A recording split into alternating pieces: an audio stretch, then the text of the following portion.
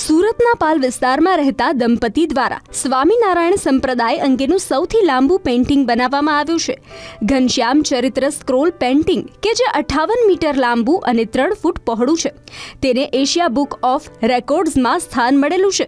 દંપતીએ ભગવાન સ્વામિનારાયણ પર આધારિત તમામ ગ્રંથોના અધ્યયન બાદ આ સ્ક્રોલ પેઇન્ટિંગ તૈયાર કરી છે. વેકરિયા દંપતીએ ભગવાન સ્વામિનારાયણના બાળ સ્વરૂપ ઘનશ્યામ મહારાજના જીવન ચરિત્ર પર આ પેઇન્ટિંગ બનાવ્યું છે. 58 મીટર લાંબુ અને 3 મીટર પહોળું આ પેઇન્ટિંગ પરંપરાગત સૌરાષ્ટ્રની ભાતીગઢ શૈલીમાં બનાવવામાં આવ્યું છે. ભારતીય કલાકૃતિને ઉજાગર કરતું આ ટેમ્પરરી આર્ટ છે. સુરતના આ એકમાત્ર એવા આર્ટિસ્ટ છે કે જેઓએ ભગવાન સ્વામિનારાયણના જીવન ચરિત્ર ઉપર સૌથી મોટું અને લાંબુ સ્ક્રોલ પેઇન્ટિંગ બનાવી તેમાં ઐતિહાસિક ક્ષણોને રંગોના માધ્યમથી આવરી લીધા છે. આ જ કારણ છે કે તેઓને એશિયા બુક ઓફ રેકોર્ડ્સમાં સ્થાન મળ્યું છે.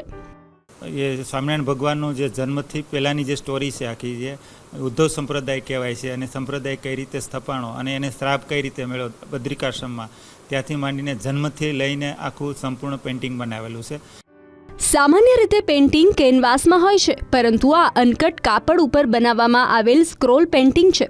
આ પેઇન્ટિંગમાં માત્ર 5 કલર જ વાપર્યા છે. આ સ્ક્રોલ પેઇન્ટિંગ સ્ટોરીના ફોર્મમાં છે, જેથી લોકો જ્યારે આ પેઇન્ટિંગ જોશે ત્યારે તેમને સમજતા વાર નહીં લાગે.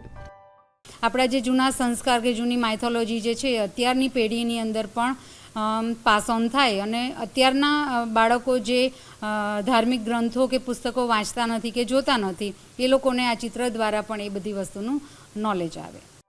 ઇન્ડિયન ફોક સ્ટાઇલને રજૂ કરવી ખૂબ જ મુશ્કેલભર્યું કામ છે, પરંતુ આ પેઇન્ટિંગ 3 વર્ષમાં તૈયાર કરવામાં આવ્યું છે. પેઇન્ટિંગમાં આપને જોવા મળશે કે ભગવાનના જન્મ પહેલાંથી લઈને તેમના ઘનશ્યામ સ્વરૂપમાં જે પણ પ્રસંગ છે તેઓ બારીકાઈથી ઉલ્લેખ રંગોના માધ્યમથી કરવામાં આવ્યો છે.